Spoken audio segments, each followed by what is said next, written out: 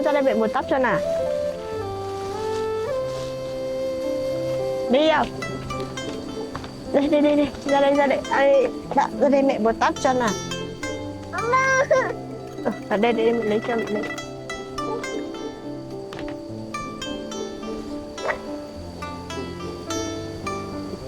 Để mẹ một. Ủa, đau mẹ.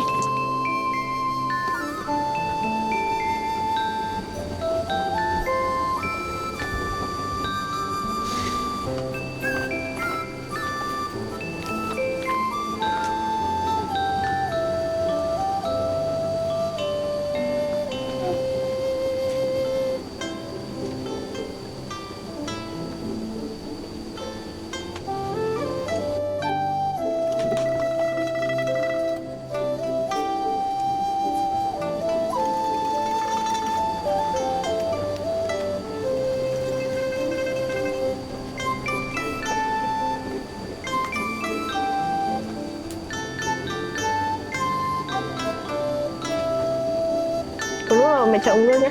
Mẹ đi trộn luôn.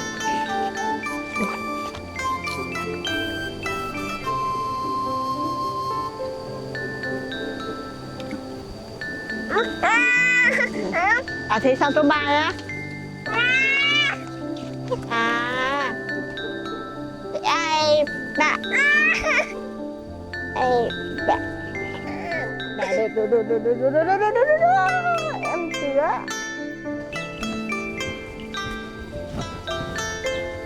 Anh vẫn chưa mở cái túi ra. Anh vẫn chưa em ạ.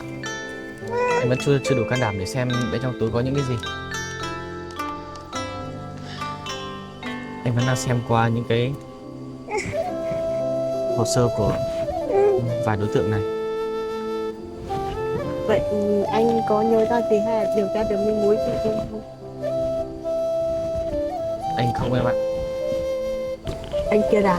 Hay là anh cứ mở cái túi ra xem đi. Chứ mấy hôm nay anh cứ nhìn cái túi mãi, chứ chẳng giải quyết được gì. Anh mở ra xem bên trong có cái gì, rồi mình còn biết giải quyết và đi trình báo công an nữa anh ạ. Anh cứ sợ bên trong có những cái thứ gì đó mờ ám, sợ bị đụng vào có nhiều chuyện xảy ra nữa. Chắc là không sao đâu ạ. Với lại dù sao thì mình vẫn sẽ phải đối mặt với nó thôi, nên là anh cứ mở ra xem đi.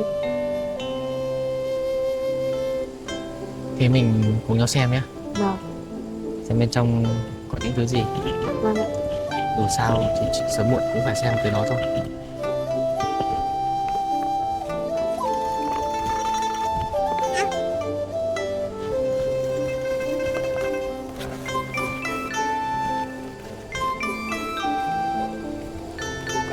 Sổ màu đen em ạ.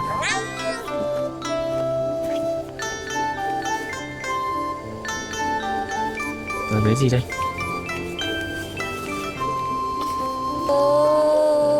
Đây có vẻ như kiểu là ghi lại hành trình đấy.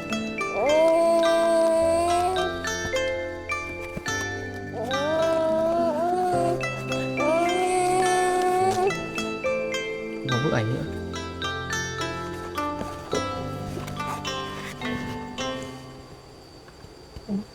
Sao lại có một cái chìa khóa ở trong đấy vậy?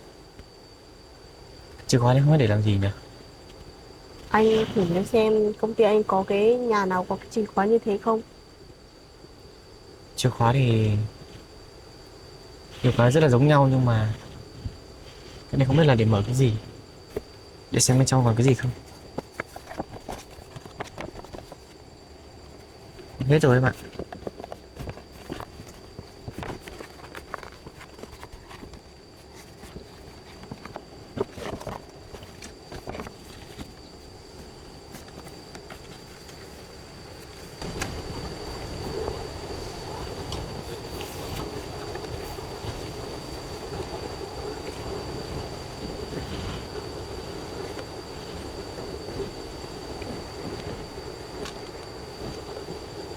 Nè, không. Ở trong đấy viết gì vậy anh? Trong này ghi lại lịch trình họ đi đâu và làm gì và gặp những ai. Sao anh lại để lại những thứ này cho anh nhỉ? Có thể đây là một số manh mối mà cậu ấy ghi lại được. Chắc là anh nghĩ cậu ấy cũng muốn quay đầu rồi, nhưng mà chắc vẫn còn đang sợ một điều gì đấy. Để anh xem trong này có gì.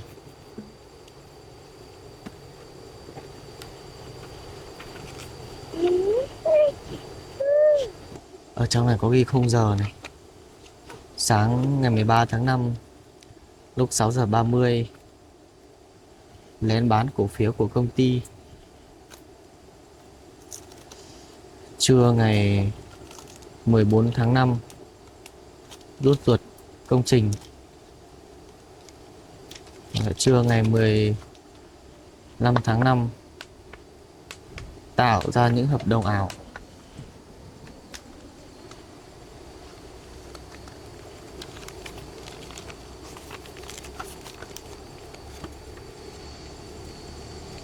Mục tiêu là phải rút hết cổ phần của công ty trong vòng 1 tháng. Sáng ngày 21 tháng 6 gặp nhau ở cửa nhà kho. Em xem này, hay là cái chìa khóa này, chìa khóa mở kho nhỉ? Em nghĩ chắc là phải từ đấy anh ạ. Sao lại gặp nhau ở tại nhà kho cũ nhỉ? Có lẽ là họ lén lút gặp nhau ở nhà kho để tránh nhiều người gặp em ạ. Mà em nghĩ là chứng cứ quan trọng này chắc là mình phải mang đi báo công an thôi anh ạ.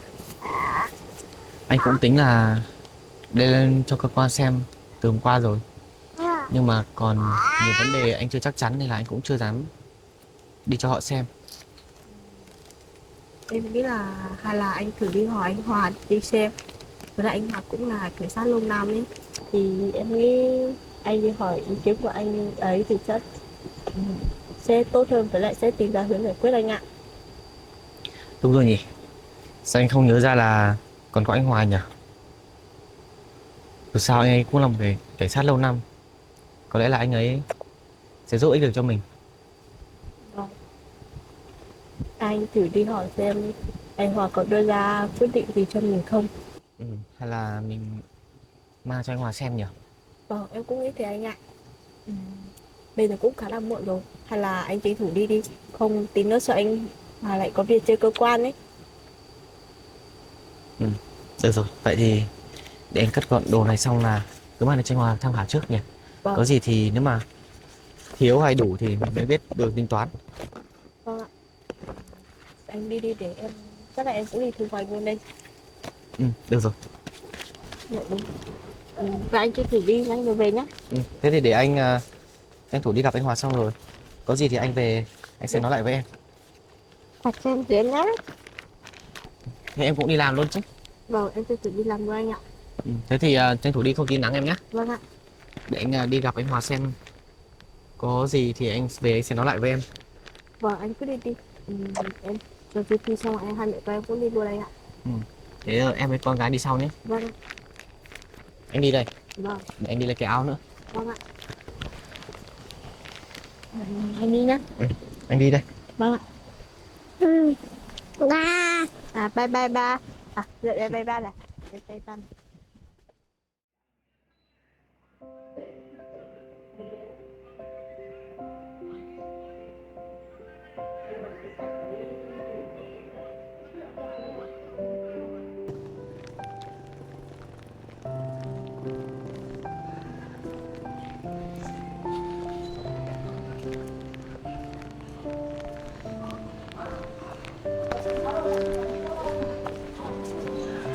Không biết là anh Hòa tới chưa nhỉ?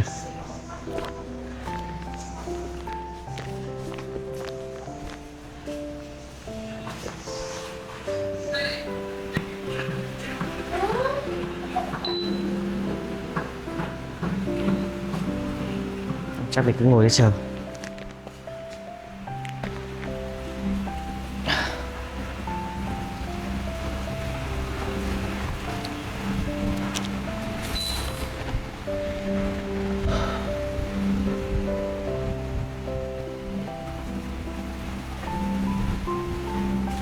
Anh ơi, anh đi dùng nước gì à? À,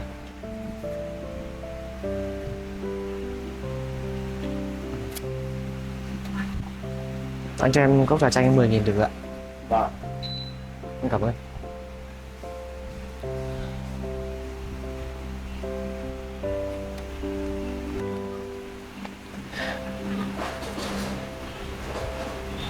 Hy vọng là anh Hòa sẽ có thể giúp mình lần này được.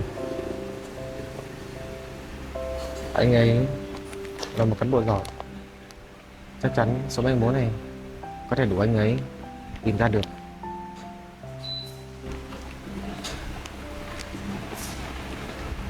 Cũng lâu lắm rồi mình với Hòa cũng không gặp nhau. Kể từ ngày anh ấy chuyển đơn vị đi là không còn được gặp nữa. Không biết dạo này anh ấy làm gì rồi.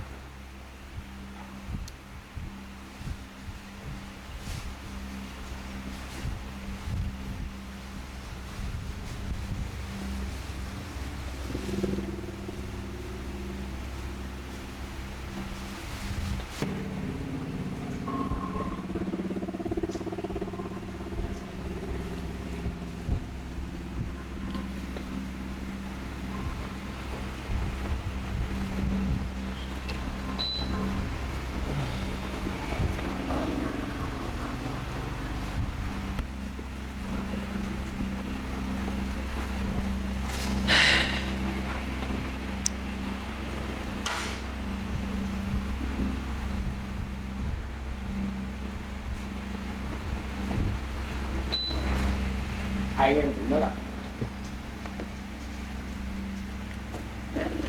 Mày Cảm anh ơn. dùng à? Cảm ơn anh nhé.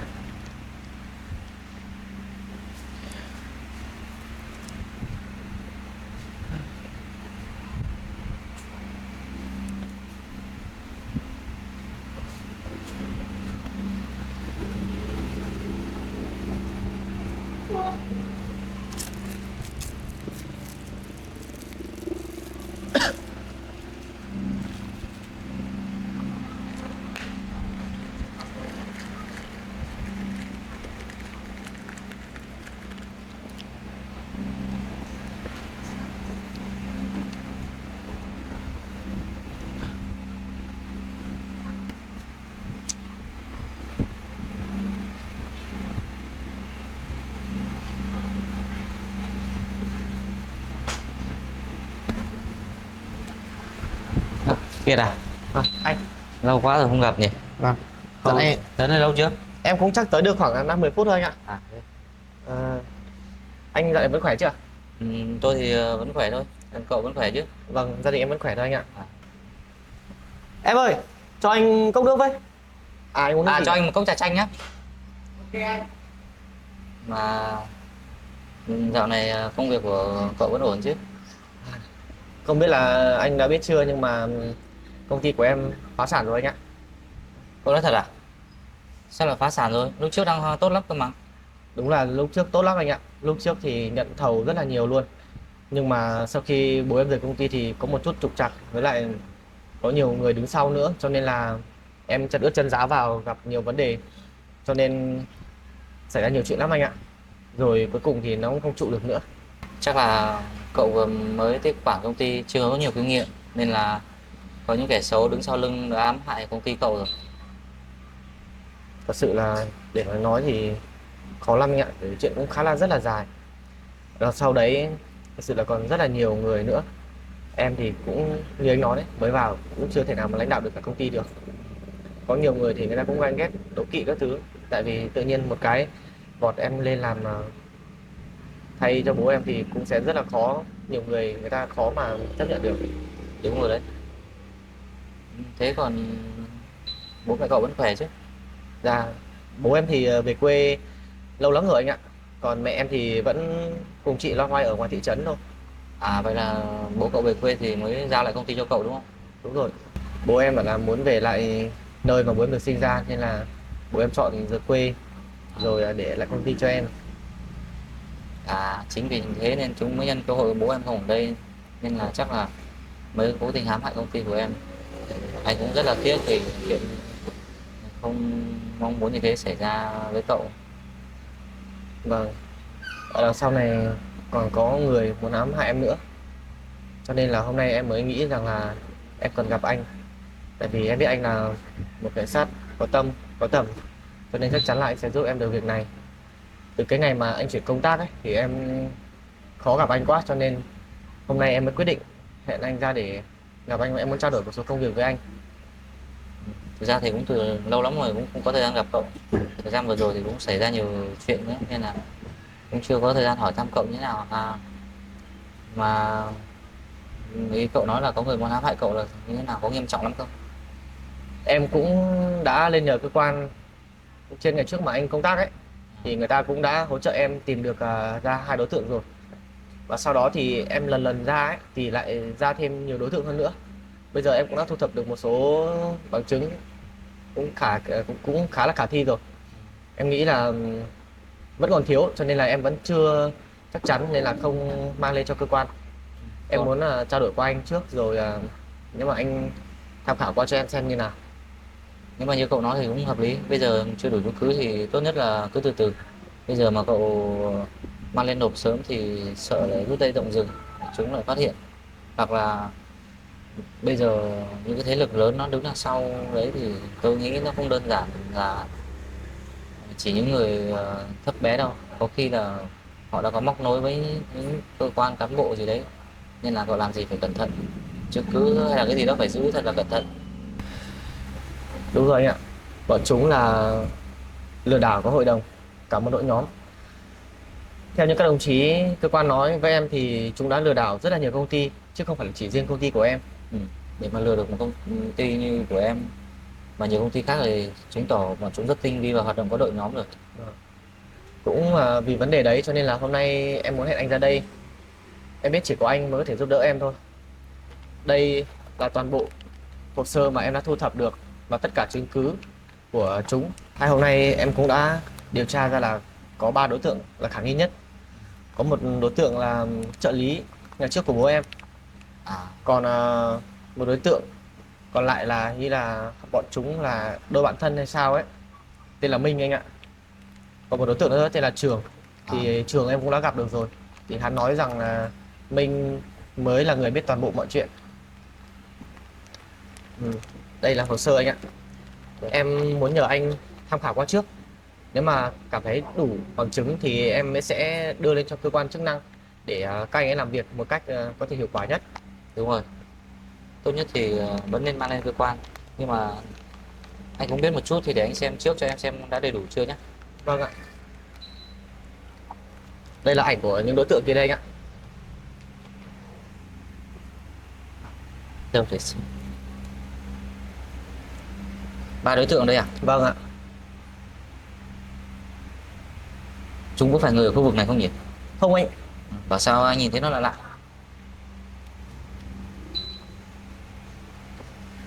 Đây là toàn bộ hồ sơ và toàn bộ giấy mà em đã thu thập được của bọn chúng. Cậu chờ một chút nhé. Vâng ạ. Đây là toàn bộ tài liệu và những cái hóa đơn chuyển khoản của bọn chúng. Còn phía bên dưới này thì là giấy công ty của bên em. Đây là giấy xác nhận. Giấy xác nhận chứng nhận công ty đúng không? Vâng Giấy ạ. công ty. Em cũng đó. Anh cảm ơn, cứ để đây. Đúng rồi, giấy này thì có xác nhận là công ty này là của cậu. Ở đây tôi thấy có một số giao dịch chuyển khoản đây, hình như là cái giao dịch bất hợp pháp của chúng đúng không? Đúng rồi, đây toàn bộ là chúng đã chuyển khoản qua tài khoản ngân hàng của công ty bọn em. Chúng đã lén và chuyển khoản đi mất.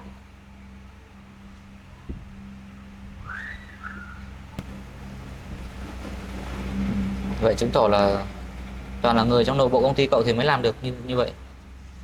Đúng rồi, đa số là người của công ty trong nội bộ hết. Còn chúng đã liên kết với vài người ở bên ngoài nữa để giao dịch nó dễ hơn. Vậy chứng tỏ là trước khi bố cậu ra công ty cho cậu, chúng cũng đã nhằm tới công ty cậu lâu rồi đấy. Đúng rồi anh ạ. Hôm trước em hỏi đối tượng Trường ấy thì hắn có nói là trước khi bố em rời công ty ấy thì hắn cái tên Minh ấy đã nói với hắn là có chuyện xảy ra với công ty của bố em. Chứng tỏ là chúng nó biết trước khi mà công ty của em phá sản rồi. Đúng rồi. Cái âm mưu của chúng mà. Chúng biết rồi. Xem. Có rất nhiều luôn anh ạ. Lấy chứng nhận rồi hóa đơn đỏ thứ đầy đủ hết. Đây là những cái hóa đơn mà cậu đã chuyển tiền đúng không? Đây là hồ sơ, còn có cả có mặt của đối tượng luôn. Chứng minh. Cũng là người không phải người ở đây thật.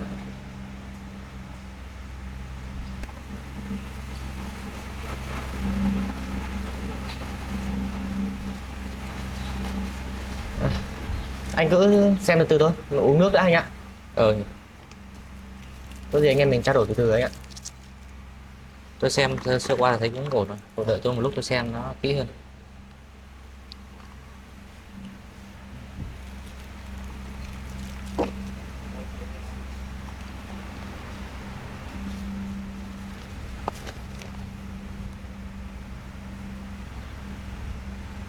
Hình như có cả cái hồ sơ này là công ty cậu phải bồi thường hợp đồng phải không? À đúng rồi anh ạ. Tổng bồi thường hơn 20 triệu tỷ. Vậy là cậu bị trúng lừa vào dự án này. Xong rồi phải bắt công ty cậu bồi thường. Vâng ạ. Đây, còn đối tượng John bắt em ký cái hợp đồng này này. Rồi phải bồi thường đây. Xong hắn nói rằng hắn đã bán hết cổ phần của công ty để bồi thường rồi. Nhưng mà thật ra là trong khi đấy là hắn bán cổ phần rồi hắn chuyển giao dịch xấu đấy cho những đối tượng mà bọn chúng đã cấu kết với nhau. Để nhằm mục đích rằng là giả vờ bán cổ phần nhưng mà thực ra chúng đã chuyển khoản đi. Được rồi.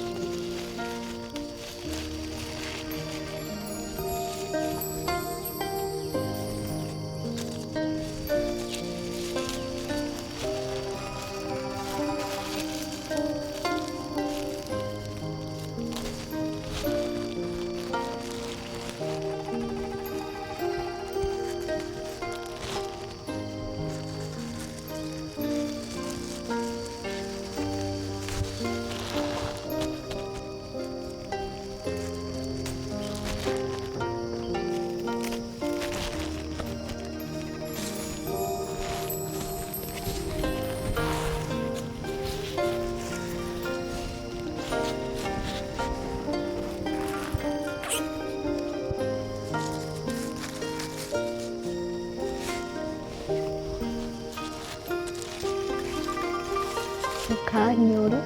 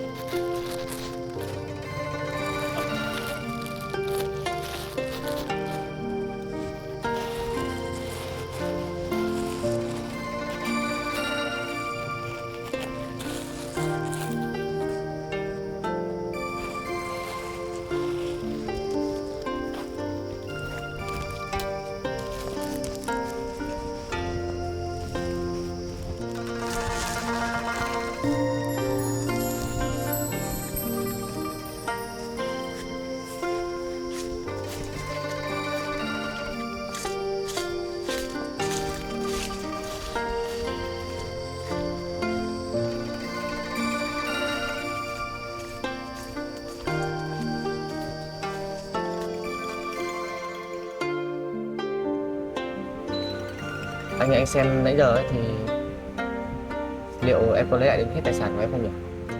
Bây giờ anh xem sơ qua thì hồ sơ này gọi là tạm ổn thôi, vẫn còn khoảng 70%. Thì chứng cứ cũng có rồi. Còn về việc tài sản của em thì em có giấy chứng nhận gì không? Có chứ anh? Em có giấy chứng minh tài sản. Chắc là anh chưa xem tới. Chắc anh chưa xem tới. Đây. Đây là toàn bộ giấy chứng minh tài sản. Em cũng đã có dấu đỏ đầy đủ của công ty hết rồi. Cái này thì cũng khó nói lắm. Giấy chứng nhận này thì chứng nhận được là của em rồi, nhưng mà cái chứng cứ để buộc tội của chúng này cũng chỉ được khoảng 7% thôi.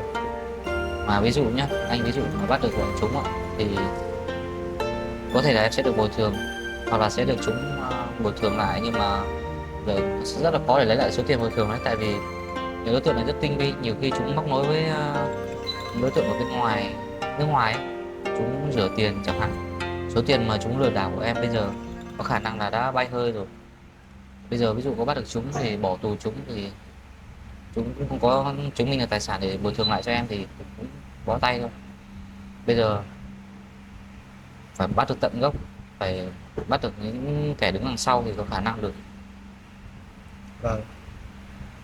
Nếu mà cho dù tài sản không lấy lại được thì cũng không sao anh ạ. Em chỉ cần giữ được cái mối oan này cho em thôi. Nếu không, những cái cổ đông của công ty họ lại trách em làm việc không có trách nhiệm. Đúng rồi. Về những cái đối tượng hiện tại đang ở trong nước mà đang đứng sau vụ việc này á, thì khả năng là sẽ bắt được thôi, sẽ giải oan được cho em thôi. Còn số tiền có lấy lại được không thì như anh vừa giải thích từ đấy, cũng rủi ro lắm. Anh Hoàng, khi mà đối tượng Minh rời đi ấy, hắn có để lại một chiếc túi nữa. Để lại túi á? Vâng. Đây anh ạ. Ở bên trong này là có một số đồ đạc hắn để lại. Đây em xem rồi nhưng mà hình như đây là quyển nhật ký hắn để lại đấy anh ạ. Đâu để xem có để lại manh mối gì không. Đây còn một tờ giấy nhỏ hắn để lại nữa. Tờ này không biết là hắn xé từ quyển nào ra nữa. Và hắn có để lại một chiếc chìa khóa. Chìa khóa à? Cậu có để đấy để tôi xem cái này đã. Ở đây có ghi rõ này. Nhật ký ngày 13 tháng 5, Brand bán cổ phiếu của công ty Kiệt. Ngày 14 rút ruột công trình. Ngày 15 bắt đầu tạo hợp đồng ảo. Vậy đúng đây là nhật ký của hắn rồi. Trong này có ghi lại nhật ký từng hành động cử chỉ của hắn ta ở trong này có. Em nghĩ rằng là hắn ta để lại manh mối này cho em ấy. Em nghĩ chắc là hắn ta cũng sợ rồi anh ạ. Nhưng mà chắc là vẫn còn một phía gì đó đứng đằng sau nên là hắn ta không dám tự mình đứng ra. Mấy hôm nay em đã tìm hiểu rất là nhiều và tìm đến tận nơi của hắn đã từng ở. Thì cái túi này ấy là được một người hàng xóm đưa cho em. Nói rằng là hắn ta để lại cho em. Hắn có nói với chủ nhà một câu là rằng là nếu sau này có một người tên là Kiệt đến tìm thì hãy đưa chiếc túi này cho Kiệt. Chứng tỏ là hắn biết là sau này em sẽ đến tìm hắn. Vậy chứng tỏ là những cái này cũng là hắn ta cố tình viết để lại cho em rồi. Nhưng mà cũng có thể ở phía sau là chúng đang có một âm mưu nào đấy để lừa em. Anh cũng như em có hai trường hợp. Một khả năng là hắn ta đã cảm thấy hối hận và muốn âm thầm giúp đỡ em, nhưng mà sợ bị trả thù nên là hắn ta chỉ có cách làm âm thầm như này thôi. Hoặc là trường hợp thứ hai, chúng cố tình để lại những manh mối này, hoặc là chúng đang có một âm mưu khác định gài bẫy em, nên là em cũng phải hết sức cẩn thận. Chính vì lý do đấy nên là em mới muốn gặp anh để anh xem qua rồi có gì anh gợi ý cho em. Bây giờ thì mình sâu chuỗi lại hết thì chứng cứ cũng đã gần đầy đủ. À đây, thế còn cái chìa khóa này, em bảo em tới chỗ nơi hắn ở rồi, em có thử vào xem có cái hộp hay gì không? Chìa khóa này ấy thì em không biết là gì nữa. Nhưng mà anh xem đây. Ở đây là toàn bộ giấy tờ. Em nghĩ rằng là đây là chìa khóa của một cái kho nào đấy. Thì anh cũng nghĩ vậy, anh mới hỏi em là em tới nhà hắn em có thử lục tìm xem có nhà kho hay là hộp gì đó không. Cái nhà mà hắn ở ấy thì bây giờ chủ nhà đã ở lại rồi. À. Hắn đã chuyển hết đồ đạc đi, cho nên là cũng không còn gì. Chủ nhà nói hắn chỉ để lại chiếc túi này cho em thôi. Để anh xem qua cái này đã. Ở đây cũng ghi rất rõ, nhưng mà nhìn cũng không giống là bịa chuyện lắm, có vẻ như hắn ta cố tình để lại cho em thật. Nhưng mà điều quan trọng bây giờ là không biết cái chìa khóa này là để mở cái gì đấy. Vẫn còn một cái bí ẩn nữa, chắc là phải mở được cái đấy thì mới đủ chứng cứ. Thế nãy giờ anh xem hồ sơ thì anh xem có đủ bằng chứng để bắt giữ bọn chúng không? Có, bây giờ có thể đủ, anh xem qua thì có thể đủ bằng chứng để bắt giữ rồi đấy. À. Nhưng mà Thế bây giờ sợ không tìm được chúng thôi. vâng ạ, nhưng mà bây giờ em chỉ có tin tưởng mỗi mình anh thôi. Em muốn giao hết lại toàn bộ chứng cứ này để anh giúp em điều tra vụ này.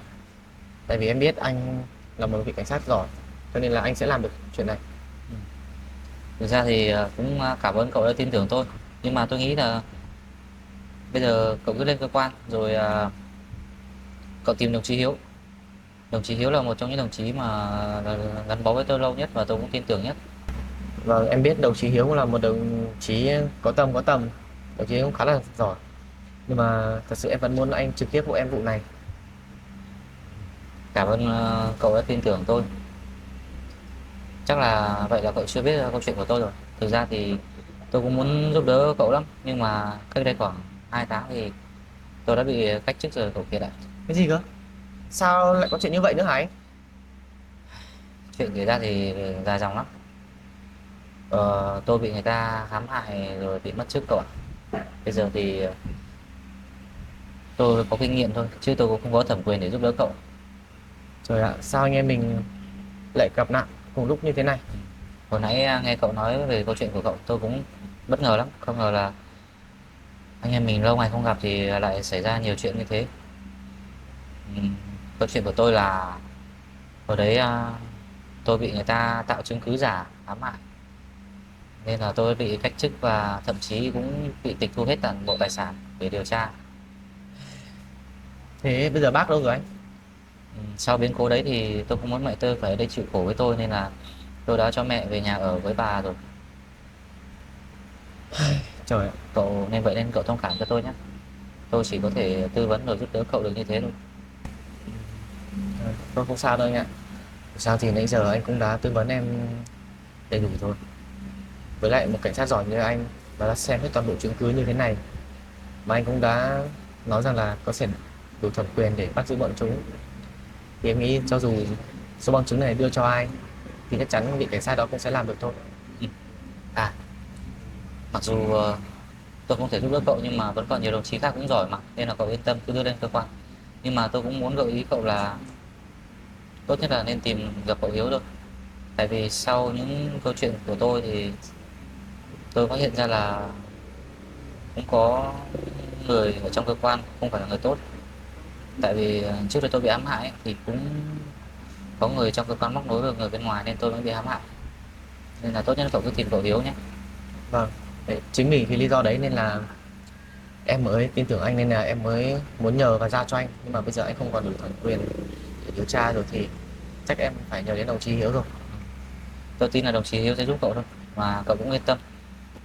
Mình sống ở không có gì sai ấy, thì chắc chắn mình sẽ lấy lại sự trong sạch thôi. Cũng giống như tôi vậy, trải qua 2 tháng oan ức oan uổng sống ngoài đường xó chợ, nhưng mà cuối cùng tôi cũng được minh oan rồi. Thế bây giờ anh đã được hồi lại trước chưa ạ? Tôi chỉ được minh oan thôi, còn đang chờ quyết định nhé, không biết khi nào mới quay lại làm. Em nghĩ một khi mà đã bị cách chức thì để mà quay lại thì chắc cũng sẽ rất là khó để mà cấp trên đưa lại quyết định. Cậu nói đúng đấy. Trước đây đối với tôi, được mặc áo đồng phục công an, được quay lại làm trong cơ quan thì nó là điều gì đó rất là hãnh diện. Nhưng mà trải qua nhiều biến cố, những ngày tháng thăng trầm ở bên ngoài trắng tay đều bị mọi người quay lưng, bạn bè đều quay lưng hết, chỉ còn có mẹ tôi, vợ tôi và những người lân cận giúp đỡ thì tôi mới cảm nhận được là có lẽ là tôi nên dành nhiều thời gian hơn cho gia đình. Tôi đã cống hiến cho ngành này cũng hơn 10 năm rồi. Có lẽ thời gian còn lại tôi nên dành cho vợ tôi và những người thân của tôi. Nên là tôi cũng đang rất là khó quyết định. Anh nói gì cơ? Anh có vợ rồi à? Ừm, Vợ tôi vẫn là cái cô gái đợt trước thì tôi kể với cậu ấy. À, Thực ra thì chúng tôi cũng chưa kết hôn đâu. Gọi là đã có chuẩn bị đăng ký kết hôn nhưng mà xảy ra nhiều biến cố quá. Nên là cũng chưa tiến tới sâu hơn. vẫn là cô gái ngày trước mà anh nói là anh đang theo đuổi đấy à? Đúng rồi, cô gái mà lúc trước từng vô gia cư mà từng giúp đỡ tôi đấy. Đúng là chỉ có sau qua thăng trầm thì mới biết người bên cạnh mình là ai anh ạ. Đúng rồi cậu ạ. Như em bây giờ ấy, bọn đứa quen mặt hết, chỉ còn mình vợ em thôi, lúc nào cũng là người động viên mà không bao giờ trách mắng em một câu nào đấy hết. À đúng rồi, tôi quên mất. Rồi là hỏi thăm tới cô Tử Nha và em bé dạo này còn khỏe chứ? À, đều khỏe hết anh ạ. À, Cũng lâu rồi chắc em không gặp con gái em. Con gái em bây giờ cũng đã lớn, cũng đã biết gọi ba gọi mẹ rồi đấy. chắc con bé giờ chắc rất dễ thương lắm. Mà tôi quên mất, cái đợt vụ mà gần nhất đây cậu tuần với tôi gặp nhau ấy, cậu nhờ tôi giúp cô Tử Nha làm nhà ấy. Chắc là bây giờ nhà đã xong đẹp đẽ hết rồi chứ? Đúng là rất là đẹp và khang trang anh ạ. Thế thì tốt rồi. Nhưng mà sau biến cố anh biết đấy, em cũng đã thế chấp và bán hết để trả nợ rồi. Trời ạ, thế là bao nhiêu công sức của cậu dành dụng, khó khăn lắm mới mới mới ừm, bên nhủ cô Tử Nha làm nhà được mà cuối cùng lại không giữ được. Thôi, tôi cũng chia buồn với cậu, cậu cố gắng lên nhé. Vâng ạ. Cuộc sống mà, làm sao mà biết trước được điều gì. Mà Bây giờ em cũng chẳng cần gì nữa. Thật sự em chỉ cần minh oan được cái vụ này cho em thôi. Sau đó thì em sẽ cố gắng làm thật nhiều để có thể trang trải cuộc sống cho gia đình nhỏ của em thôi. tôi tin rằng là cậu sẽ sớm lấy lại được mọi thứ, sẽ sớm được lấy lại trong sạch, và với tính cách con người của cậu với Tử Nha thì chắc là sớm muộn gì cũng sẽ có cuộc sống khấm khá hơn thôi. Với lại chứng cứ bây giờ cũng gọi là 70-80% rồi. Tôi nghĩ nhờ đồng chí Hiếu nữa thì có khả năng là sẽ giải quyết được vụ án này. Vâng ạ. Vậy thì có lẽ là em sẽ lên gặp đồng chí Hiếu. Tôi cứ lên gặp đồng chí Hiếu đi, có gì cứ bảo là có anh Hòa nhờ giúp đỡ. Vâng, thôi thì câu chuyện của anh em mình chắc cũng dừng ở đây thôi anh ạ. Em sẽ tranh thủ để lên gặp đồng chí Hiếu nữa. Đúng rồi, bây giờ chuyện trước tiên và quan trọng là cậu cứ giải quyết xong cái vụ án này đi, còn anh em mình thì khi nào rảnh thì nói chuyện sau cũng được. Mà sau này tuy rằng tôi không có làm trong ngành nữa thì có gì khó khăn thì cứ bảo tôi nhé. Dạ vâng. Ít ra thì tôi vẫn quen nhiều đồng chí hơn cậu. Vâng ạ. Mà cậu cất cất mấy cái chứng cứ này đi, bằng chứng này đi. Em phải để riêng ra không sợ nhầm lẫn. Tôi để riêng thôi.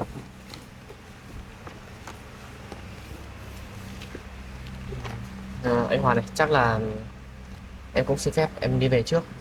Em tranh thủ lên gặp các đồng chí. Không sợ tí cơ quan nghỉ việc mất. Đúng không, bây giờ tranh thủ đi không tí muộn đấy. Vâng. Thôi thì em cảm ơn anh nhé. Cảm ơn anh cũng đã luôn luôn giúp đỡ em. Có gì đâu, tôi thì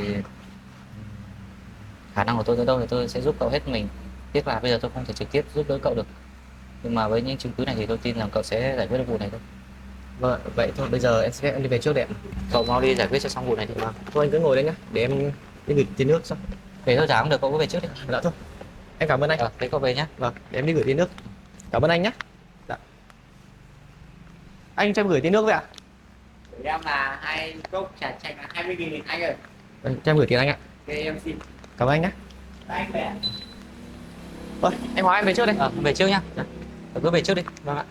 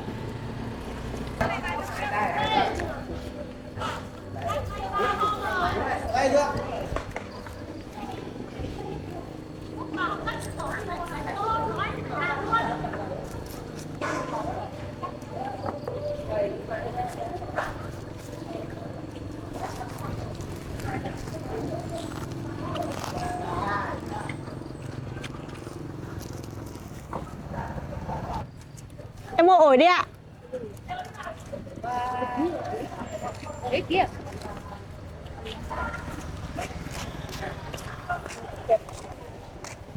Em mua mấy cân ạ? Đây, em nhặt đi ạ.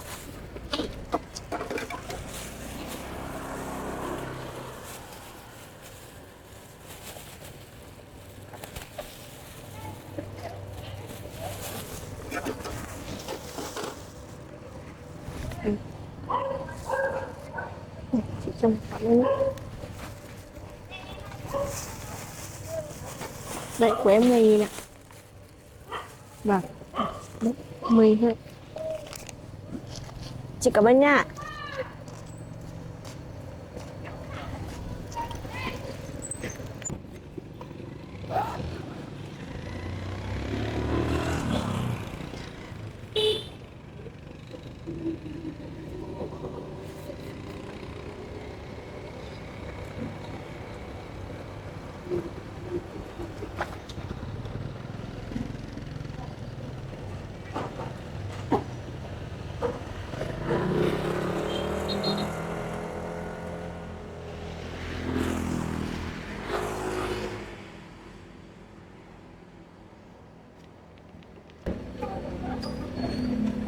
Bà mua ổi đi ạ. Vâng ạ. Bao nhiêu tiền một cân đấy? 10.000 một cân thôi ạ. Thế cô 2 cân. Vâng ạ. Cô mua ổi đi ạ. Bà chọn đi ạ. Với cô nhà. Vâng ạ. Mua ổi à? Ít kỳ cả xích à? Ổi ngon này. Được đấy nha, được chứ. Vâng ạ. Đây là có một. Được chứ. Đây. Chưa ạ?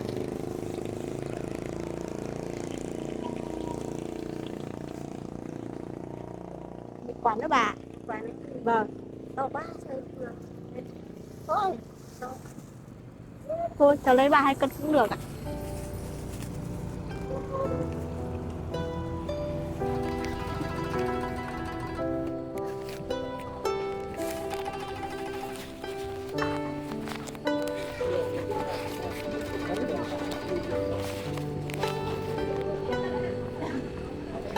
Đây bà.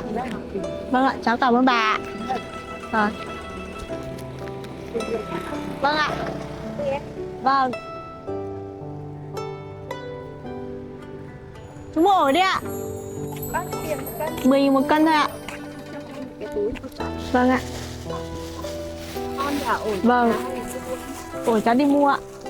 Đây, cô chọn đi ạ. Ổi này nó ngọt lắm cô ạ. Vâng. Cái 3 quả. 5 quả. Một cái bạc bàn.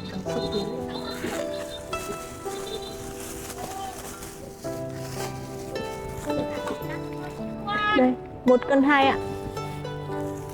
Và đây có 1 cân cũng được.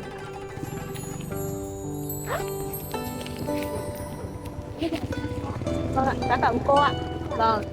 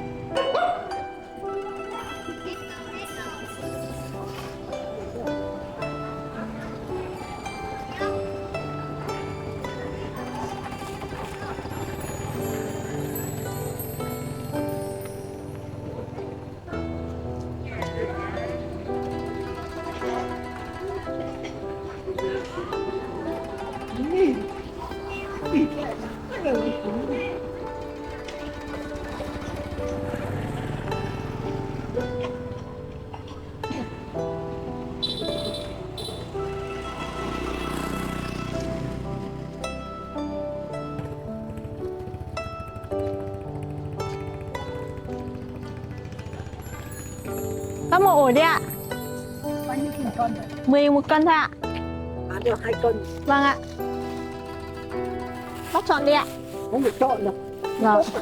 Vâng ạ.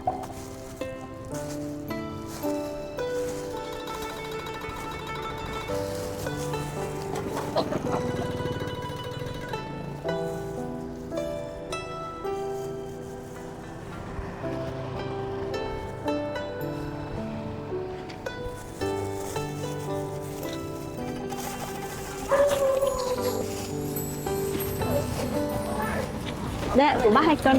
Vâng ạ, cháu xin. Vâng, cháu cảm ơn bác ạ.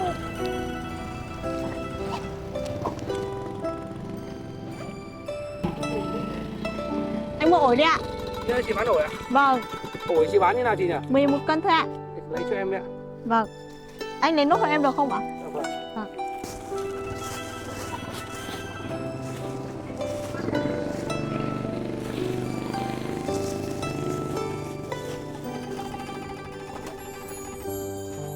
Của anh 1 cân 4 ạ. Cho em gửi ạ. Vâng ạ. Vâng, em cảm ơn ạ. Vâng. Đi đây ạ. Vâng ạ.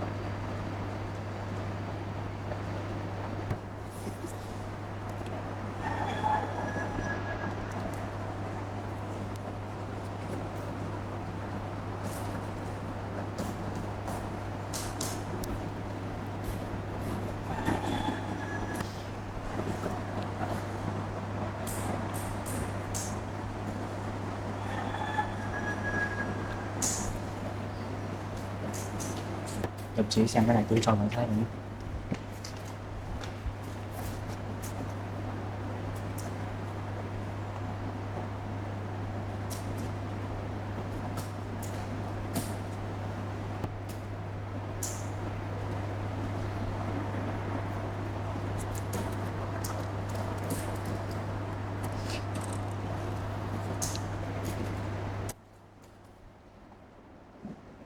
Đồng chí xem ra những hộ gia đình đấy có đầy đủ họ tên không? Nếu mà không đầy đủ thì đồng chí bộ xong cần của mình.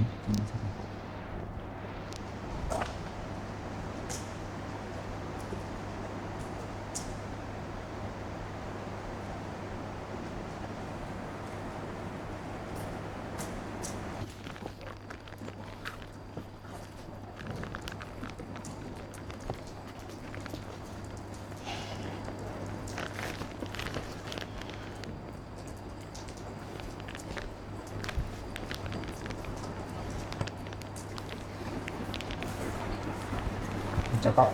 Vâng, em chào hai anh ạ. Cậu ngồi đi. Vâng ạ.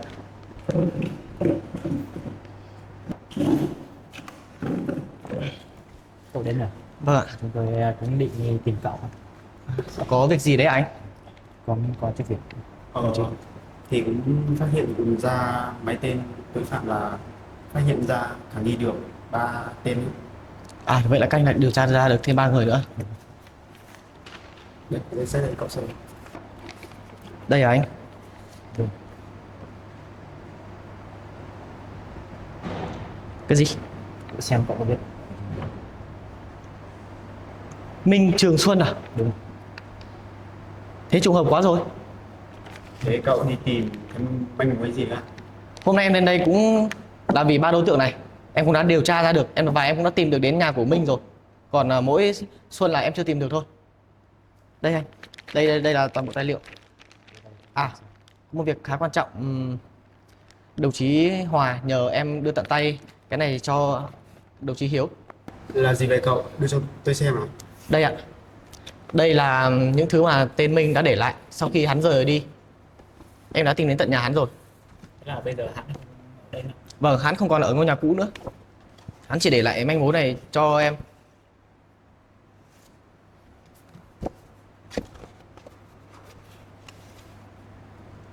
Đây là ảnh của anh Xuân đấy à?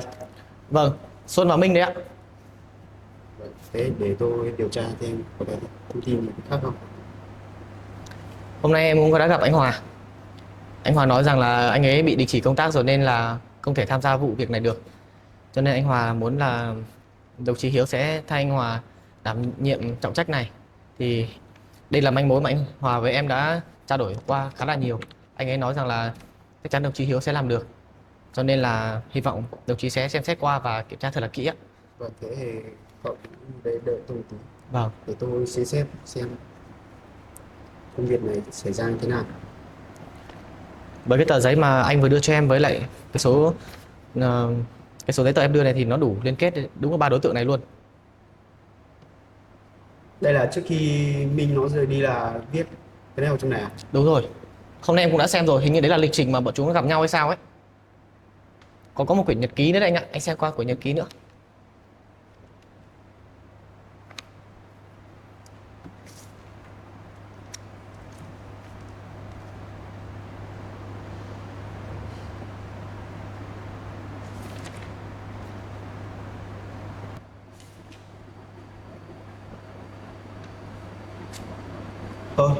Nhưng mà sao cái này sao lại viết là gặp nhau ở nhà kho thế này? Đấy, em cũng đang thắc mắc đấy, tại sao chúng lại gặp nhau ở nhà kho? Em nghĩ rằng là chúng đã trốn vào nhà kho để thông đồng gì đấy anh ạ.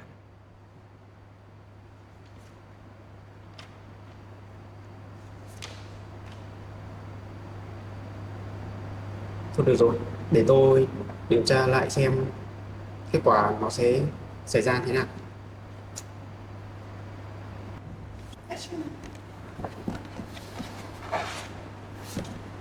Thế ở trong cái túi này có duy nhất một cái chìa khóa này thôi à? Đúng rồi anh ạ, chỉ có một cái chìa khóa duy nhất đấy thôi. Em nghĩ chắc đây là chìa khóa kho hoặc là chìa khóa của một cái gì đấy ở trong kho. Thôi được rồi.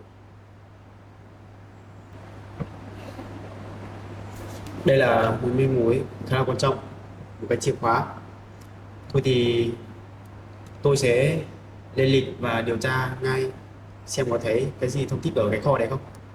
Vâng ạ, vậy thì em xin giao lại hết toàn bộ giấy tờ và lại những minh chứng đấy để cho các anh điều tra thêm ạ. Đây cũng là toàn bộ mà em đã thu thập được mấy ngày hôm nay. Đồng chí Phong xem cái hồ sơ này giúp tôi điều tra cái sổ này này xem nào.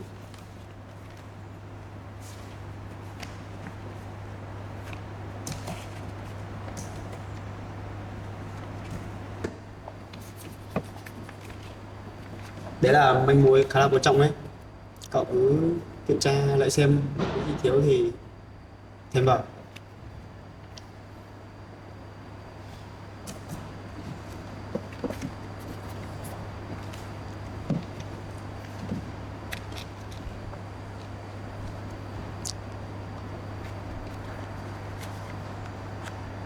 Và những giấy tờ này cậu đã lấy được.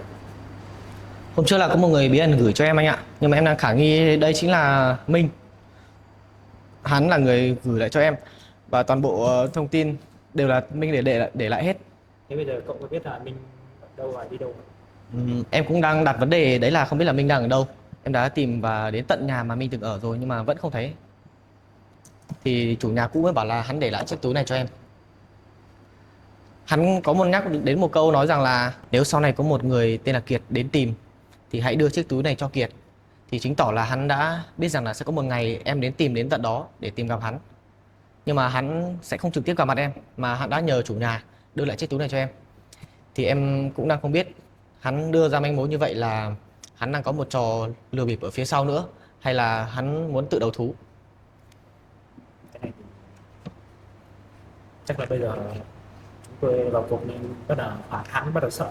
Vâng, em cũng đang nghĩ là hắn sợ nên là hắn sẽ tự chủ động đầu thú. Nhưng mà cũng không biết là đây sẽ là cạm bẫy hắn dành cho em hay là như thế nào nữa. Cho nên là em muốn đưa hết toàn bộ những minh chứng này cho các anh để các anh vào cuộc điều tra thì sẽ không ảnh hưởng đến chính bản thân em nữa. Là cậu có hỏi cái chủ nhà đấy là biết hắn đi đâu? Chủ nhà cũng không biết đi đâu anh ạ. Chủ nhà bảo là trước khi mà hắn rời đi ấy thì có một người đàn ông lạ đến tìm hắn.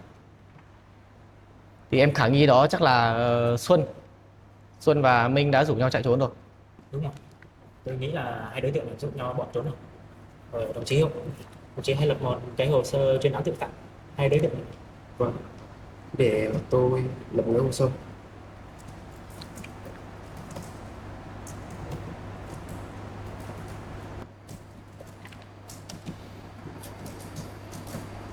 À, thôi được rồi, bây giờ thì cậu cứ về đi. Tôi lên hồ sơ xong là tôi sẽ lên lịch để điều tra sớm nhất có thể.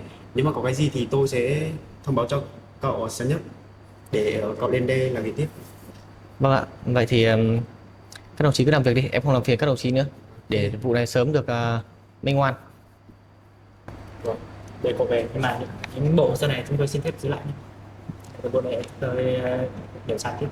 Dạ vâng ạ, những cái đấy thì các đồng chí cứ giữ lại đi ạ. Thôi em xin phép hai đồng chí cứ làm việc đi nhé. Cậu đã hợp tác. Dạ vâng. Đấy nhá. Vâng.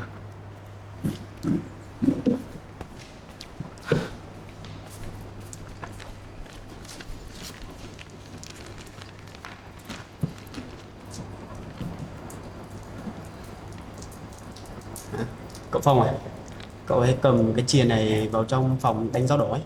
Cậu đưa vào trong đấy trong một cái túi nhá, xong rồi đánh dấu vào nhé.